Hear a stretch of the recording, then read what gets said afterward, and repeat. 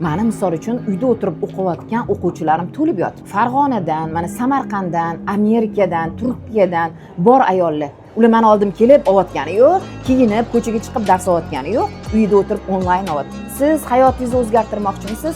Hozirgi holatingizni birinchi tan olishingiz kerak. Biz o'tirgan holatimizni tan olmaymiz-ku. Dangasaman.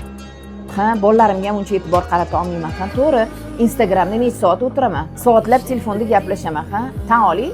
Bo'ldi. Endi mana shu holatimni o'zgartirmoqchiman. Buni kurslarda o'rgataman. O'rganishyapti mana, alhamdulillah. Mana bitta o'quvchim aytayaptilar.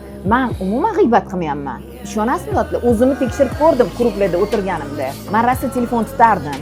Sizni gaplaringizni eshitib, kitob o'qishni boshladim. Kitob o'qishni boshlagandan keyin telefonga qaragim kelmayapti. Kitob o'qigan sari tafakkuring kengayadi. Tafakkur kengaydi degani, seni imkoniyatlaring ochildi degani. O'l kutmaysan, kimdir menga shunaqa bersin yoki erim menga bunaqa bersin, qaynonam yaxshi gapirsin, maqtasin demaysan. Hozir shu daqiqada borligingni bilasan.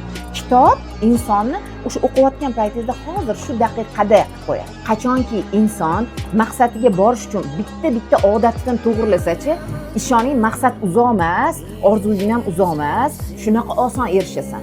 Ba'zi bir narsalar xayolingdan o'tishi bilan bo'ladi.